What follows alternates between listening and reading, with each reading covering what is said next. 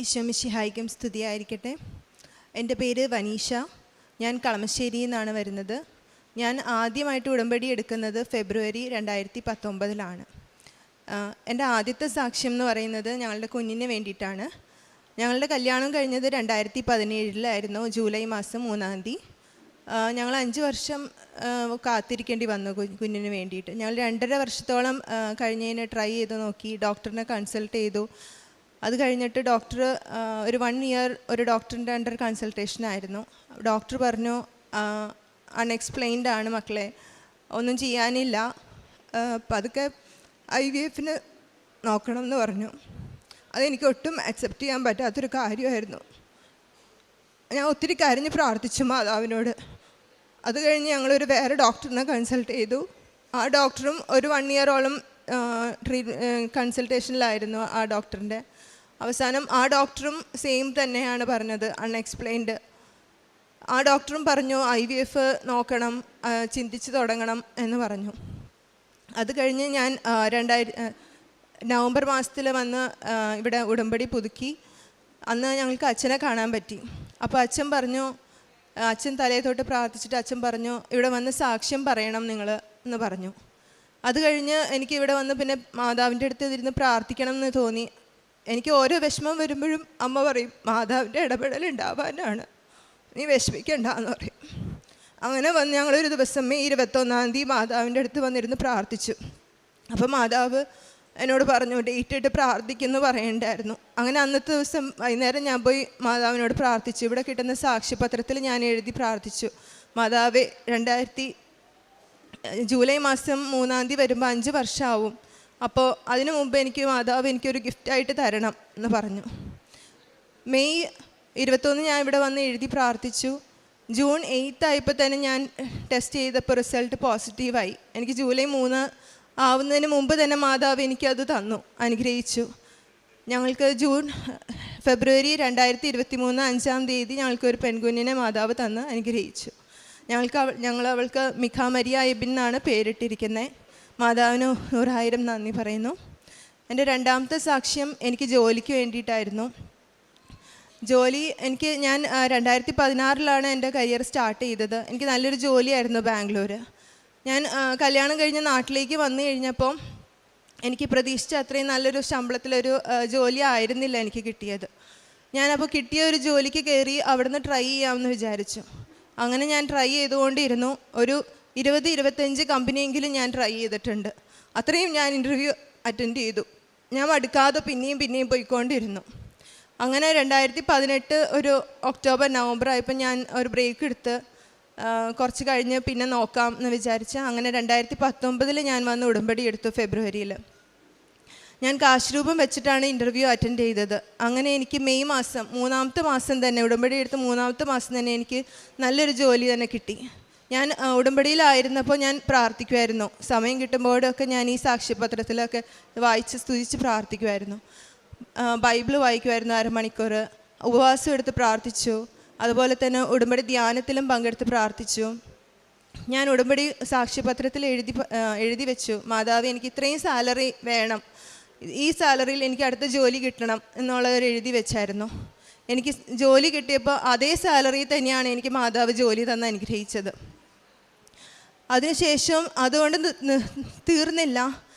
ഞാൻ പിന്നെയും 2 വർഷം കഴിഞ്ഞ് പിന്നെയും ഞാൻ ജോലിക്ക് ട്രൈ ചെയ്തപ്പോഴും എനിക്ക് നല്ലൊരു ജോലി, എനിക്ക് സ്വപ്നത്തിൽ പോലും വിചാരിക്കാത്തൊരു കമ്പനിയിലാണ് എനിക്ക് ജോലി കിട്ടിയത്. അപ്പോൾ ഞാൻ പൂർണ്ണമായിട്ട് വിശ്വസിക്കുന്നു എൻ്റെ ജോലി മേഖലയിൽ തന്നെ മാതാവ് എന്നെ അനുഗ്രഹിച്ച് കഴിഞ്ഞു എന്നുള്ളത്. എൻ്റെ 3-ാമത്തെ സാക്ഷ്യം എൻ്റെ ബന്ധത്തിലൊരു ചേച്ചിക്ക് വേണ്ടിയിട്ടാണ്. ആ ചേച്ചി IELTS വേണ്ടി പ്രിപ്പയർ ചെയ്തുകൊണ്ടിരിക്കുകയായിരുന്നു. അപ്പോൾ ഞാൻ ആ ചേച്ചിക്ക് വേണ്ടി പ്രാർത്ഥിച്ചു, മാതാവേ ആ ചേച്ചി പാസ്സാവുകയാണെങ്കിൽ ഞാനിവിടെ വന്ന് സാക്ഷ്യം പറഞ്ഞുകൊള്ളാം എന്ന്. അങ്ങനെ ആ ചേച്ചിക്ക് IELTS പാസ്സായി. ആ ചേച്ചി UK പോവുകയും ചെയ്തു. ഇത്രയും അനുഗ്രഹങ്ങൾ തന്ന് അനുഗ്രഹിച്ച മാതാവിനും ഈശോയ്ക്കും നന്ദി. ഞാൻ ഉടമ്പടിയിലായിരിക്കെ ഞാൻ ബൈബിൾ 1/2 മണിക്കൂർ വായിക്കും, ഉപവാസം എടുത്ത് പ്രാർത്ഥിക്കും, ധ്യാനത്തിലൊക്കെ പങ്കെടുക്കുമായിരുന്നു.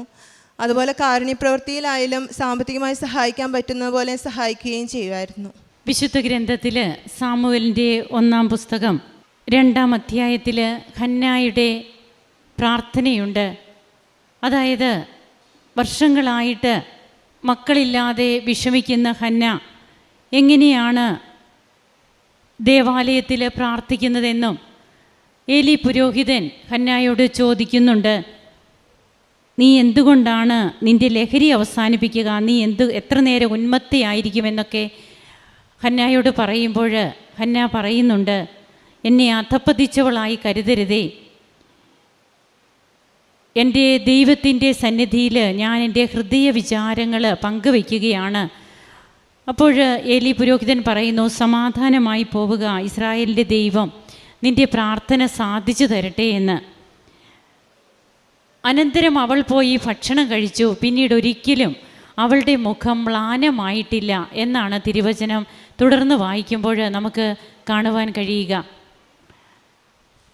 ഇവിടെ ഇന്ന് ഈ കുടുംബം വന്ന് സാക്ഷ്യം പറയുമ്പോൾ തങ്ങളുടെ ജീവിതത്തിൽ തങ്ങൾ എത്രമാത്രം ആകുലരും അതുപോലെ തന്നെ വേദനിക്കുന്നവരുമായിരുന്നു. തങ്ങൾക്കൊരു കുഞ്ഞില്ലാത്തതിൻ്റെ വിഷമം, പിന്നീട് ഡോക്ടേഴ്സ് പറയുന്ന ട്രീറ്റ്മെൻറ്റ്, അതൊന്നും ഇവർക്ക് എടുക്കുന്നതിന് താല്പര്യമുണ്ടായിരുന്നില്ല. അങ്ങനെ ഉടമ്പടിയിലൂടെ തങ്ങൾക്ക് ലഭിച്ച കുഞ്ഞാണ് എന്നുള്ളതിൻ്റെ പൂർണ്ണമായ ഉത്തരവാദിത്വം ഏറ്റെടുത്തുകൊണ്ട് തന്നെയാണ് ഈ ദമ്പതികൾ ഇപ്പോഴിവിടെ വന്നതെന്ന് സാക്ഷ്യം പറയുന്നത്. തങ്ങൾക്കല്ലെങ്കിൽ ഒരു കുഞ്ഞിനെ ലഭിക്കാൻ യാതൊരു ചാൻസും ഇല്ലായിരുന്നു എന്ന് തന്നെയാണ് എല്ലാ സാക്ഷ്യങ്ങളിലൂടെയും കുഞ്ഞുങ്ങളുമായിട്ട് വന്ന് സാക്ഷ്യം പറയുമ്പോൾ എല്ലാ ദമ്പതികളും അതുപോലെ ഇവരും അതുതന്നെയാണ് ഉറക്കെ പ്രഘോഷിക്കുക. അങ്ങനെ തങ്ങൾക്ക് ആരോഗ്യമുള്ള ഒരു കുഞ്ഞിനെ ലഭിക്കുകയും പിന്നെ ബഹുമാനപ്പെട്ട ജോസഫ് അച്ഛനെ വന്ന് കണ്ടിരുന്നു. അച്ഛൻ പ്രത്യേകം പ്രാർത്ഥിച്ചു. അതിനുശേഷമൊക്കെയാണ് തങ്ങളുടെ ജീവിതത്തിൽ ഈ കുഞ്ഞ് തങ്ങൾക്ക് ലഭിക്കാനിടയായ സാഹചര്യം ഉണ്ടാകുന്നതെന്നാണ് ഇവരിവിടെ പങ്കുവെച്ചപ്പോൾ നമുക്ക് മനസ്സിലാവുക. അതിനുശേഷം പിന്നീട് തൻ്റെ ജോലി കാര്യവും ഇൻ്റർവ്യൂവിൻ്റെ കാര്യം അങ്ങനെ ഓരോന്നും ഈ മകൾ ഇവിടെ പങ്കുവയ്ക്കുന്നുണ്ട്. താൻ എങ്ങനെയാണ് ഉപവാസവും പ്രാർത്ഥനയും ഒക്കെ ആയിട്ട് തൻ്റെ ഉടമ്പടി ബന്ധം, ഈശോയുമായിട്ടുള്ള ആ ബന്ധം, പ്രത്യേകിച്ചും തിരുവചന വായന, ഒരിക്കലും നമ്മുടെ ജീവിതത്തിൽ ചിലപ്പോഴെങ്കിലുമൊക്കെ നാം കുറച്ച് വായിച്ചിട്ട് പിന്നീട് പലപ്പോഴും ഒരു പാരഗ്രാഫോ അല്ലെങ്കിൽ കുടുംബ പ്രാർത്ഥനയിലെ ഒരു അധ്യായമോ ഒക്കെയായി ചുരുങ്ങുന്ന ഒരു തിരുവചനം എങ്ങനെയാണ് ഉടമ്പടിയെടുത്ത വ്യക്തികളുടെ ജീവിതത്തിൽ അതിവിടെ നിന്ന് പറയുന്ന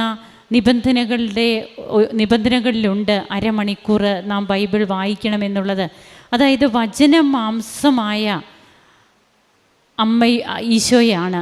അപ്പോൾ ഈ തിരുവചനം നമ്മുടെ ജീവിതത്തിലും നമുക്ക് എങ്ങനെയാണ് ജീവിത സാഹചര്യങ്ങളിൽ നമ്മെ വഴി നടത്തുക, നമ്മുടെ പലപ്പോഴും തകർന്നടിഞ്ഞ നമ്മുടെ ജീവിതത്തിൽ വചനത്തിൻ്റെ സ്വാധീനം എത്രമാത്രമാണ് നമുക്കുണ്ടാകുന്നത് എന്നുള്ളത് ആഴമേറിയ വചനവായനയിലൂടെ എത്രയോ പേരാണ് തങ്ങൾക്ക് പെട്ടെന്ന് തന്നെ രോഗശാന്തി ലഭിക്കുന്നത്.